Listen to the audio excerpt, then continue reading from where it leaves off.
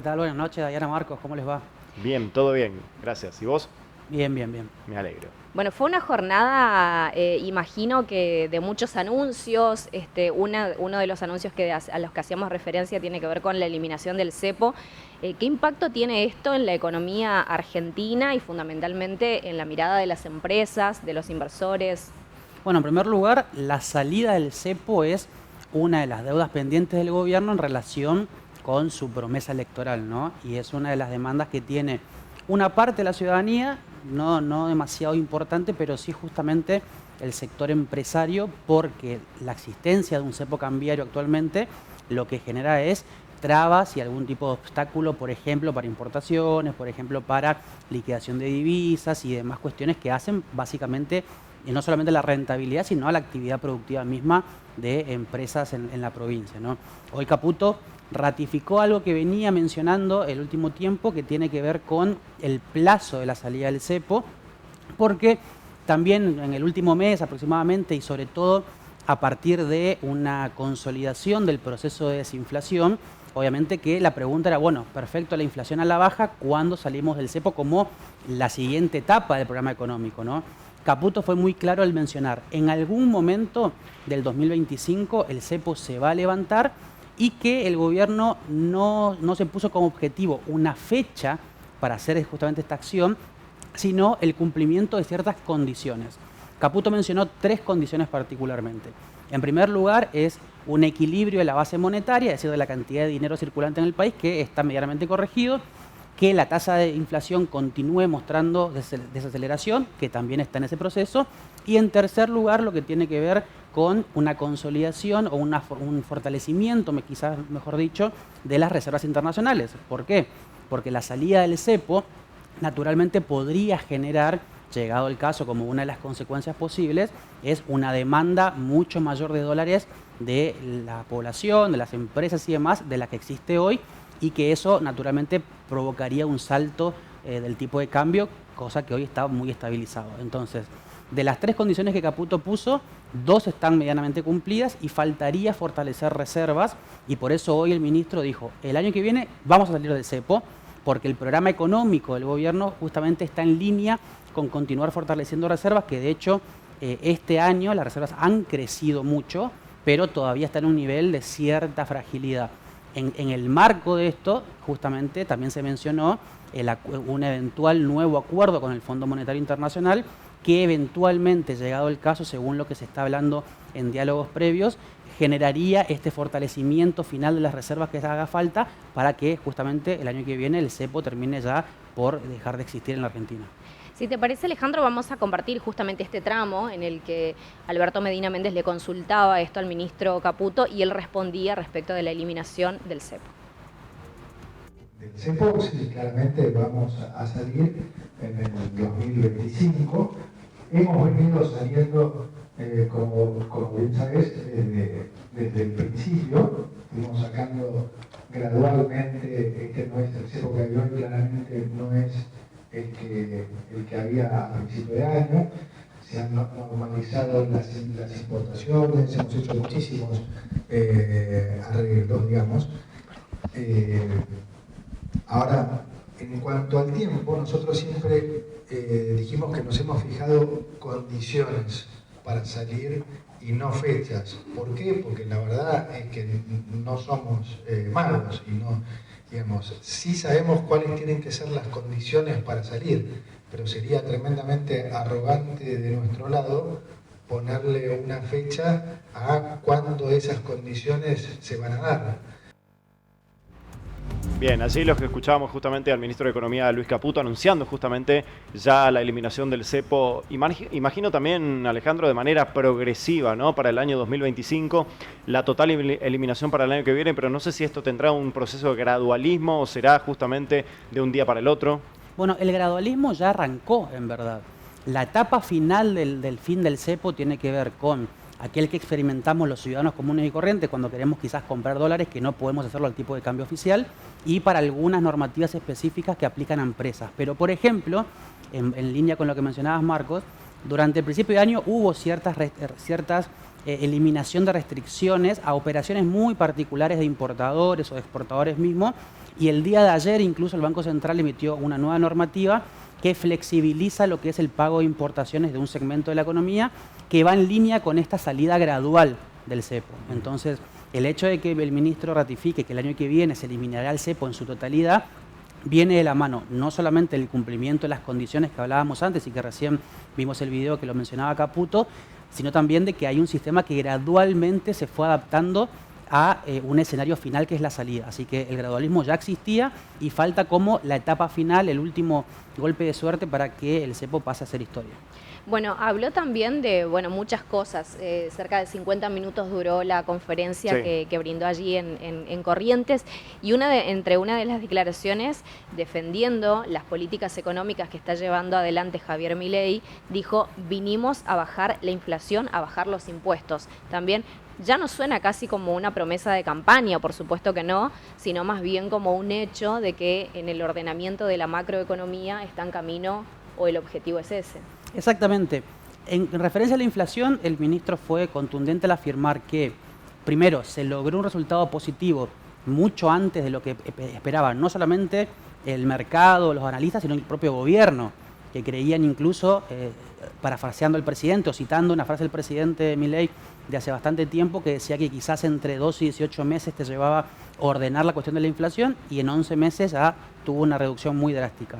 Y que de la mano de justamente la reducción de la inflación se realiza una especie de normalización de un montón de variables de la economía que naturalmente te llevan a poder cumplir otros objetivos que han sido promesas de campaña en su momento. El tema de impuestos es uno muy fundamental y hoy Caputo fue muy claro al respecto. Hay muchos sectores de la economía, incluso muchos que estaban hoy presentes en el auditorio, que obviamente están todavía a la espera de esos anuncios de baja de impuestos, de eliminación de retenciones a las exportaciones, por ejemplo. El campo sobre todo, ¿no? Sobre todo, naturalmente, por las retenciones, exactamente. Y el ministro dijo, la quita de impuestos o la reducción de impuestos en algún caso también forma parte de un programa económico que no se puede hacer sin haber generado las condiciones previas para que no genere un impacto negativo. Entonces, ¿qué decía? El superávit fiscal de las cuentas públicas nacionales no se negocia, pero hay que continuar fortaleciéndolo. Cuando se fortalezca todavía más el superávit fiscal, ¿qué va a generar? Que vos ya tengas un ordenamiento del gasto público, obviamente luego de muchos recortes, y que eventualmente ese ordenamiento del gasto y esa holgadez de las cuentas públicas podrían hacer de que se reduzcan o eliminen impuestos sin que esa medida perjudique al Tesoro Nacional en términos de recaudación. Si hoy de repente, por ejemplo, eliminás de cuajo las retenciones, genera un hueco fiscal importante que tenés que cubrirlo de alguna manera y que te compromete el equilibrio de las cuentas públicas. Ahora, si se continúa por el sendero justamente de fortalecer el mecanismo del ancla fiscal, se le conoce, ¿no? Que es justamente las cuentas públicas en términos de gasto público, de ingresos y el resultado fiscal general, si se fortalece todavía más eso, entonces la siguiente etapa, volviendo a la cuestión de las etapas y las condiciones, ¿no? La siguiente etapa tiene que ver justamente con reducir impuestos, eliminar otros. Incluso Caputo mencionó un impuesto que a mi entender puede ser una especie de señal para mediano plazo, que es el impuesto al cheque. Un impuesto que muchos empresarios también están pidiendo, algunos la eliminación y otros la reducción, porque es un impuesto muy distorsivo a la cadena productiva. Entonces, la siguiente etapa, vuelvo a repetir, de la consolidación del fortalecimiento de las cuentas públicas, fortaleciendo el superávit justamente, viene a ser la eliminación o la reducción de impuestos. La economía está creciendo, fue otra de las afirmaciones del ministro Caputo. ¿Es así, Alejandro? O al menos en los índices que tenemos de medición económica hasta el momento, ¿así lo muestran?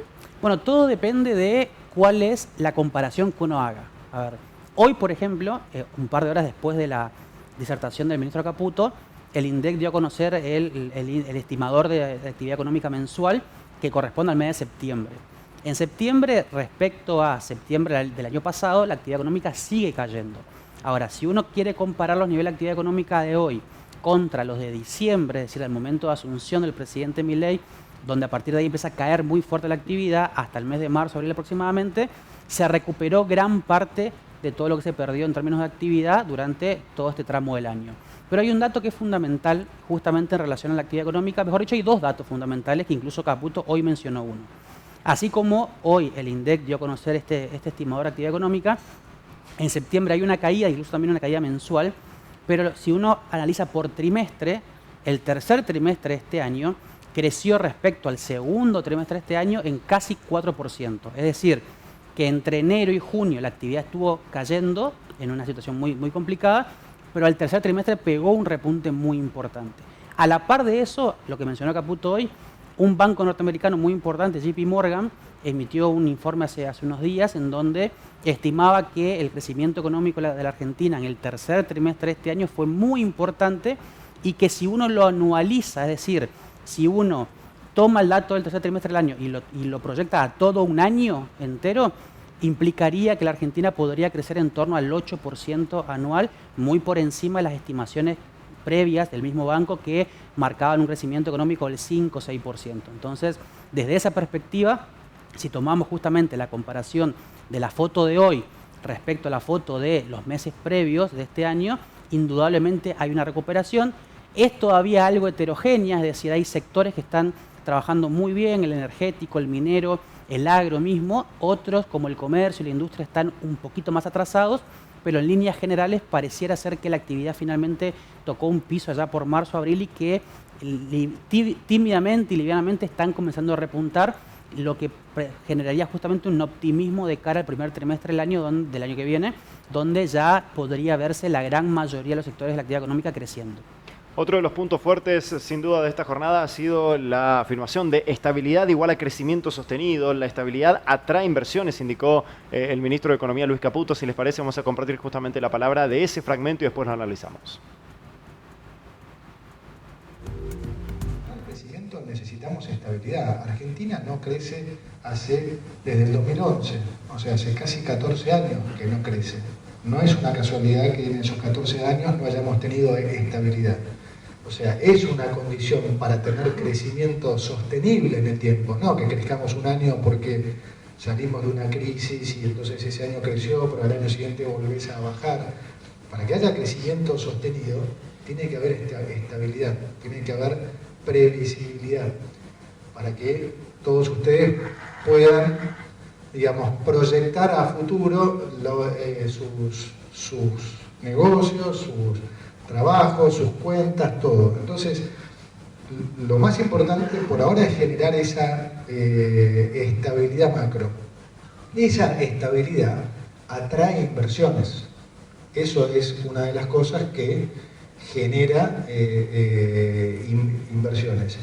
Y ya lo estamos viendo también nuevamente. Fíjense que están empezando a haber inversiones externas, ¿no? Y de empresarios locales grandes en tiempo récord, porque típicamente esas inversiones, las inversiones en la economía real, a diferencia de las financieras, y son inversiones que se toman mucho tiempo en tomar esa decisión, porque cuando uno hace una inversión en la economía real, en general es por 10, 20, 30 años.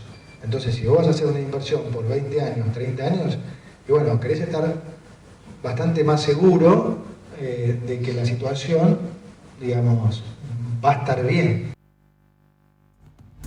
Bueno, muy bien, allí estaba entonces la palabra de Caputo con respecto a ese tema. Crecimiento es igual a estabilidad o estabilidad es igual a crecimiento sostenido. Ahora bien, esta semana se habló mucho del régimen de grandes inversiones, claro, acá en la provincia del Chaco también. Y por supuesto, ¿quién va a venir a invertir si un país no tiene las reglas claras de juego, ¿no? Y eso es, creo, lo más importante, sobre todo un mediano o largo plazo, ¿no? Es así exactamente. A ver, Caputo justamente al principio del video mencionaba que hace 13 años la Argentina no crece. Si uno mira de punta a punta, el del 2011 al 2024, el nivel de actividad económica es el mismo. ¿Qué tuviste en el medio? Un serrucho constante. Arriba, abajo, arriba, abajo, arriba, abajo. Eso genera justamente mucha inestabilidad económica por un lado y también política por el otro, justamente por los cambios de gobierno, estos sentidos de refundación que trae cada nueva gestión, el cambio de normativa, el cambio de programas de gobierno, etcétera, ¿no? Entonces, el RIGI en este marco vino a decir, mira, este programa es por 30 años. Lo bueno es que ustedes recordarán, cuando hablamos del RIGI aquí hace un par de meses, que arrancó siendo un proyecto muy cuestionado, después el Congreso lo debatió, mejoró muchos aspectos, incluyendo a las industrias locales, a las pymes locales, y hoy es un proyecto mucho mejor del que se habló originalmente y genera justamente el interés, por un lado, de inversores extranjeros, viendo que las reglas de juego hoy son otras y son mucho más acordes a las necesidades de una empresa para hacer una gran inversión, y se le da el marco jurídico, el marco político y el marco económico necesario para poder aplicar ese tipo de inversiones, de la mano también de la inclusión de toda una red de proveedores locales y de pymes locales que pueden estar también inmersas en este escenario. Entonces, no es casual de alguna manera que el gobierno haya hecho tanta insistencia constantemente en lo discursivo y en lo gubernamental, en las acciones de gobierno, de ordenar la macroeconomía, que el superávit fiscal sea justamente un aspecto innegociable del programa económico y de establecer justamente reglas de juego claras y que se mantengan con el tiempo. Y entre esas cosas, invitar también a otros niveles de gobierno, a veces con invitaciones diplomáticas, otras veces con muchas críticas, sobre todo de manera pública, a las provincias y a los municipios. Porque naturalmente un proyecto de inversión muy importante no requiere solamente de un programa de incentivo del Estado Nacional, es muy importante sí, pero si las provincias por lo general a través de impuestos y demás obstáculos, bloquean los deseos de los inversores, bueno, eso se puede caer. Pero lo relevante acá es que el hecho de poder garantizar de alguna manera una etapa de estabilidad, de regla de juego clara y de ciertos beneficios que se pide desde hace mucho tiempo en Argentina, vinculado al régimen cambiario, al régimen impositivo y al régimen normativo, eso generará lo que ya estamos viendo de manera medio incipiente, pero que está arrancando, que tiene que ver con grandes inversiones en materia energética, en materia minera, en materia agroindustrial, y que se consolida de alguna manera con la inversión que anunció justamente hoy el grupo PAE, Pan American Energy, de GLP, del gas no licuado de petróleo, que viene como a ser uno de los proyectos más ambiciosos para la Argentina, con más de 2.600 millones de dólares que se pretenden invertir. Excelente. Bueno, Alejandro, hay mucho para desglosar, por supuesto. Sí. Fueron 50 minutos de una conferencia muy interesante en la que nada más y nada menos que el ministro de Economía de la Nación Argentina vino a hablar de la macroeconomía, de la microeconomía de las inversiones, de cómo el mundo ve a Argentina en estos momentos, del riesgo país y demás. Así que seguramente en la semana seguiremos charlando de este tema, Alejandro.